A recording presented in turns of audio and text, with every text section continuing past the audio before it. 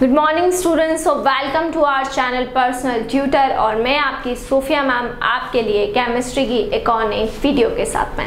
और हम यहाँ पर आज पढ़ रहे हैं physical chemistry BSc first year की फिजिकल केमिस्ट्री की first unit mathematical concept. Last वाली वीडियो में मैंने आपको स्लोप और इंटरसेप्ट किसी भी स्ट्रेट लाइन की इक्वेशन से कैसे निकालते हैं वो मैंने आपको सिखाया था, जो कि एक बहुत ही इंपॉर्टेंट टॉपिक है फिजिकल केमिस्ट्री का। ये आप अच्छे से जानते हैं, प्रैक्टिकल पर्सपेक्ट से देखें या थ्योरी पर्सपेक्ट से देखें, ये पूछा जाता है। अब मैं आपको यहाँ पर बताने वाली हूँ कि अगर आपको स्ट्रेट लाइन की इक्वेशन नहीं दिए जाएँ, आपको ये बताया जाए केवल कि एक स्ट्रेट लाइन है जो कुछ पॉइंट्स से क्या हो रही है, पास हो रही है, और आपको पॉइंट्स दे दिए गए हैं, आपको स्ट्रेट लाइन की इक्वेशन नहीं दी गई, आपको सिर्फ इतना बोला गया है कि स्ट्रेट लाइन है और वो कुछ पॉइंट्स के थ्रू क्या हो रही है, पास हो रही है।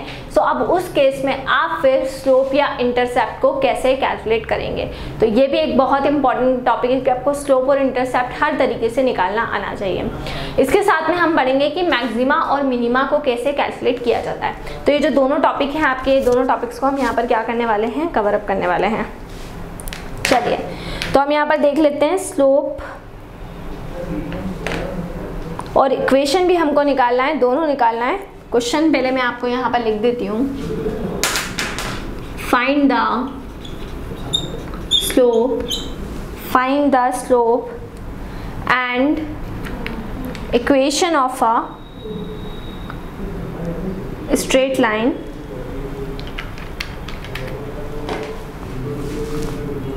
and equation of a straight line which passes through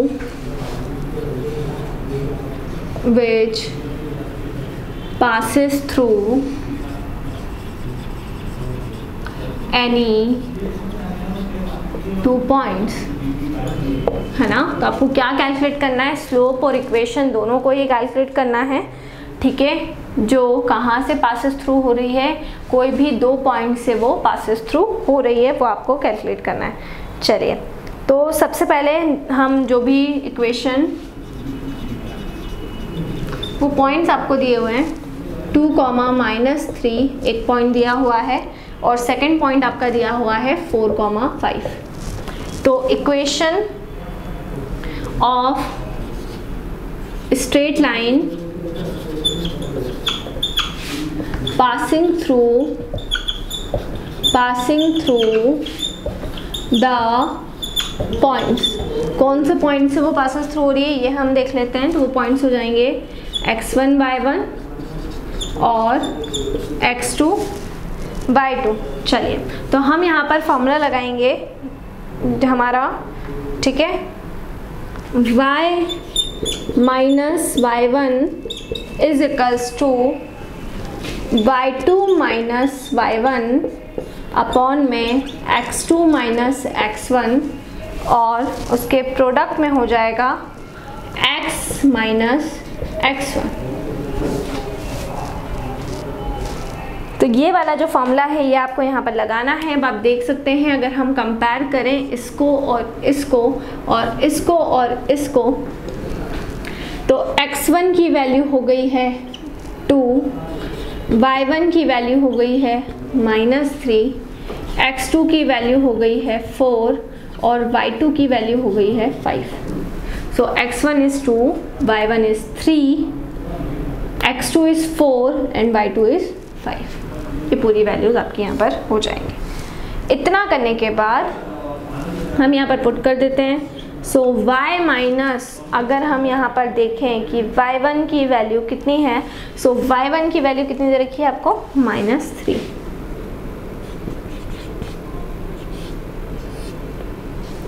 ठीक है, तो y माइनस -3 इज इक्वल्स टू 5 -3, ठीक है। तो y2 की वैल्यू कितनी हो गई, y2 की वैल्यू हमने रख दी यहाँ पर -3, फिर x2 कितना है 4 -2, ठीक है, और यहाँ आ जाएगा आपका x -2। चलिए, तो ये हो जाएगा y plus 3, 5 plus 3 minus minus plus, तो कितना हो जाएगा 8, और 4 में से 2 गया तो बचा 2, 2 1 ज़ा 2, 2 4 ज़ा 8। ठीक है, तो यहाँ पर सीधे सीधे क्या आ गया है, यहाँ पर आपका बना 4x माइनस 2। ठीक है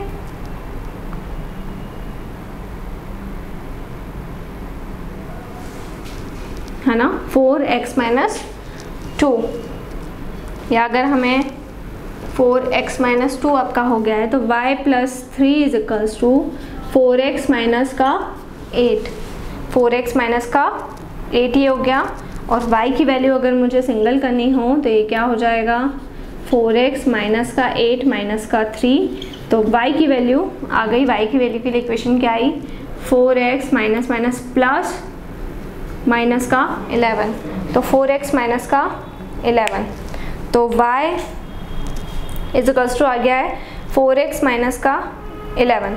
अब यहाँ पर अगर हम y माइनस 4x कर दें, इस इक्वेशन को ले लें और कितना कर दे रहे हैं, y माइनस 4x, तो इसकी वैल्यू हो जाएगी minus 11। y minus 4x is equals to क्या हो जाएगा, माइनस 11, है ना। तो इसको हम ऐसे भी लिख सकते हैं, minus 4x plus y is equals to minus का 11। ठीक है, ठीक है, तो ये हो जाएगा आपका y प्लस 4x, अगर हम साइन को इंटरचेंज कर दें तो y plus 4x is equals to 11। तो अगर हम देखें स्लोप की बात करें तो स्लोप कितना निकला है, ओवरऑल स्लोप हमारा आ रहा है 4। स्लोप क्या होता है, m की वैल्यू होती है, तो स्लोप क्या आ गया, स्लोप आपका आ गया 4, तो स्लोप इज इक्वल्स टू हो जाएगा यहाँ पर 4। तो यहाँ पर हमें स्लोप निकालना था और equation of a straight line निकालनी थी, तो ये हमारी equation of a straight line आ जाएगी।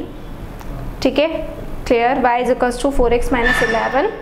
उसके बाद में हमने सेकेंड इक्वेशन बनाई और उससे हमारी जो भी हमारा स्लोप की वैल्यू निकली है वो कितनी आ गई है, वो आपकी आ गई है 4, और इक्वेशन भी मैं आपको यहाँ पर बना चुकी हूँ और स्लोप की वैल्यू भी यहाँ पर हम कैलकुलेट कर चुके हैं। अब हम सेकेंड मैक्सिमा और मिनिमा हम कैसे कैलकुलेट कर सकते हैं वो हम देख लेते हैं। तो सेकेंड कॉन्सेप्ट हम यहाँ पर ले लेते हैं।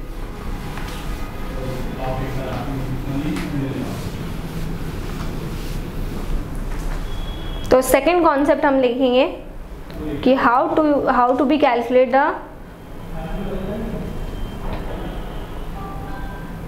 Maxima and minima. और मैक्सिमा मिनिमा पे जाने से पहले हम यहाँ पर कुछ डिफरेंशिएशन के क्वेश्चन हमने किए थे, तो वो भी हम यहाँ पर देख लेते हैं ताकि वो वाला कॉन्सेप्ट पहले हमें पूरा क्लियर हो जाए, एंड देन उसके बाद में हम फिर आगे बढ़ेंगे। तो जितने भी सारे इम्पॉर्टेंट टॉपिक्स के क्वेश्चंस थे वो मैंने आपको यहाँ पर करवा दिए हैं। अब देखिए, जैसे कि एक क्वेश्चन इस तरह से पूछा जाता है, सॉल्व इट। आपको एक क्वेश्चन दिया हुआ है, differentiation of D by D x of 7x square minus 9 e to the power x, ठीक है, प्लस लॉग x। बहुत इजी सा ये क्वेश्चन है। ठीक है, तो यहाँ पर सीधे सीधे हमको क्या करना है, डिफरेंशिएशन करना है। ठीक है, तो पार्ट्स के अंदर यहाँ पर हमारा डिफरेंशिएशन होगा, कैसे होगा देखें। So d by D x of 7x square minus 9 e to the power x plus log x, क्या करना है, डिफरेंशिएशन करना है। डिफरेंशिएशन कैसे करेंगे देखिए, यहाँ पर हम फॉर्मूला लगाते हैं। सबसे पहले जो कांस्टेंट वैल्यू है उसको बाहर रख देंगे। 7x स्क्वायर के अंदर 7 आ जाएगा बाहर, क्योंकि इसका डिफरेंशिएशन नहीं होगा, डिफरेंशिएशन होगा x स्क्वायर का। 9 e to the power x में 9 आ जाएगा बाहर और डिफरेंशिएशन होगा e to the power x का। और अगर हम यहाँ पर बात करेंगे log x की, तो यहाँ पर डिफरेंशिएशन हो जाएगा log x का। ठीक है, तो 7 तो एज इट इज़ है, यहाँ पर हम फॉर्मूला लगा देंगे डिफरेंशिएशन ऑफ x की पावर n क्या होता है, nx n माइनस 1 होता है। ठीक है, तो पावर उठ के कहाँ आ जाएगी आगे, तो 2x, x to the power 2 का जो डिफरेंशिएशन होगा वो क्या हो जाएगा वो हो जाएगा आपका 2x। तो 7 इंटू क्या हो गया, 7 इंटू हो गया है 2x minus 9 E to the power x का differentiation E to the power x ही होता है। और अगर हम log x की बात करें तो log x का डिफरेंशिएशन हो जाएगा 1 अपॉन में x। ठीक है, तो ये हमने इस तरीके से इसको यहाँ पर कर लिया। अब 7 का 2 में मल्टीप्लाई हो जाएगा तो 14x minus 9 E to the power x plus 1 upon में x, ये आपका आंसर। तो इसको हम कहते हैं पार्ट्स में डिफरेंशिएशन, जिसको हम कह रहे हैं कि पार्ट्स में अगर हमें डिफरेंशिएशन रूल लगाना रहता है तो हम किस तरीके से डिफरेंशिएशन रूल लगा के उसको सॉल्व कर सकते हैं।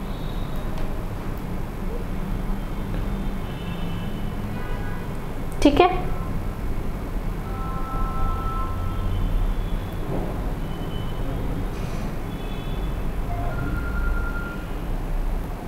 चलिए अब हम यहाँ पर एक और क्वेश्चन ले लेते हैं जिसको हमें डिफरेंशिएट करना है, x के रिस्पेक्ट में डिफरेंशिएट करना है। तो वो भी हम देख लेते हैं। देखें, आपको कोई फंक्शन दिया हुआ है y इज इक्वल्स टू में e to the power x upon में x टू द पावर 5। ये हम ऑलरेडी कर चुके हैं आई थिंक, हाँ ये हम ऑलरेडी कर चुके हैं, हमने लास्ट वाली सेशन में भी कर लिया था। तो ये इसमें प्रोडक्ट रूल वाला जो एग्जाम्पल है वो मैं आपको ऑलरेडी करवा चुकी हूँ।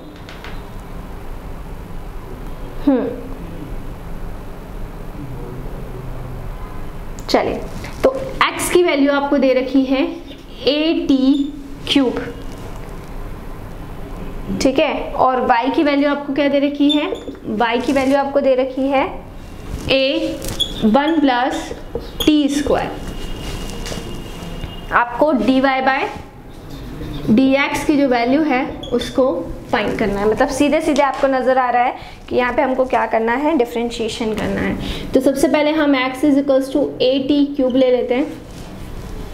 ठीक है, क्लियर। और अगर हम यहाँ पर डिफरेंशिएशन करते हैं मतलब dx बाई dt, तो इसका डिफरेंशिएशन क्या होगा, 3 पावर उठ के आ जाएगी आगे, तो 3at²। t के रिस्पेक्ट में इसका अगर डिफरेंशिएशन करेंगे तो nxn-1 का फॉर्मूला लगेगा, पावर उठ के आ गया ही, तो ये हो गया 3at²। अब फिर हम ले लेंगे गिवन दैट कि हमको क्या दिया हुआ है, तो y is equals to a1 plus t², ये वैल्यू हमको गिवन है, दे रखी है। तो इसका हम डिफरेंशिएशन करेंगे तो dy by dt is equals to d by dt a1 plus t²। ठीक है, चलिए सो अब हम यहाँ पर इसका अगर डिफरेंशिएशन करते हैं तो यहाँ पर हमारा जो डिफरेंशिएशन रहेगा वो क्या आ गया, देखिए a एज इट इज़, और ये आ जाएगा आपका 2t, क्योंकि a का अंदर मल्टीप्लाई होगा और वो हो जाएगा at², तो a एज इट इज़ और ब्रैकेट में आ गया 2t, तो ये हो गया 2at। ठीक है, तो ये दो तरह के आपके क्वेश्चन हुए। तो अब देखिए आप dy by dx is equals to, dy by dx को ऐसा लिख सकती हूँ मैं, dy by dt into dy by dt into dt by dx, ठीक है, इज इक्वल्स टू, इसको उल्टा कर दिया मैंने तो ये हो जाएगा 2at और अपॉन में यहाँ पर क्या आ जाएगा 3at²। समझ रहे हैं आप। अगर मैं इन दोनों वैल्यूज़ को लेती हूँ, देखिए dy बाई dt को मैंने dx बाई dt के डिवीजन में लिया, तो dy बाई dt की वैल्यू क्या थी, 2at थी, और dx बाई dt की वैल्यू थी 3at², है ना। अगर मैं इसको ऊपर ले लेती हूँ प्रोडक्ट में, तो ये बचेगा dt बाय dx, और dt से dt अगर कैंसिल हो गया तो ओवरऑल ये बचेगा क्या, dy बाय dx ही बचेगा। तो इस तरीके से दोनों को आपको रेशो में ले लेना है। t से t आपका क्या हो जाएगा, कैंसिल, और a से a आपका हो जाएगा कैंसिल, तो 2a, 2 के अपॉन में 3at, 2 के अपॉन में 3t, सॉरी, ये आपका क्या आ गया है, आंसर आ गया। तो ये हमने कुछ डिफरेंशिएशन के जो हमारे टाइप्स ऑफ क्वेश्चन बचे थे वो हमने यहाँ पर क्या कर लिए हैं, वो हमने यहाँ पर सॉल्व कर लिए हैं। अब इसके बाद में हम जो हमारा इस यूनिट का जो सेकंड पार्ट है उसको सर्कल हम कैलकुलेट करने वाले हैं। सो इसी तरह से जुड़े रहिए हमारे साथ में, वीडियोस को लाइक करते रहिए, चैनल को सब्सक्राइब करना ना भूलें। कोई भी डाउट, कोई भी क्वेरी हो उसे आप कमेंट सेक्शन में डाल सकते हैं। और अगर आप हमसे ऑनलाइन होम क्लासेस पढ़ना चाहते हैं तो हम आपको ऑनलाइन होम क्लासेस की फैसिलिटी भी प्रोवाइड करा रहे हैं। हमसे ऑनलाइन होम क्लासेस पढ़ने के लिए डिस्क्रिप्शन में जाकर सारी डिटेल्स ले लें और हमसे कांटेक्ट करें। घर पर रहें, सुरक्षित रहें, बाहर ना निकलें, बहुत ज़रूरी हो तो ही बाहर निकलें। Stay home, stay safe and study hard. Thank you.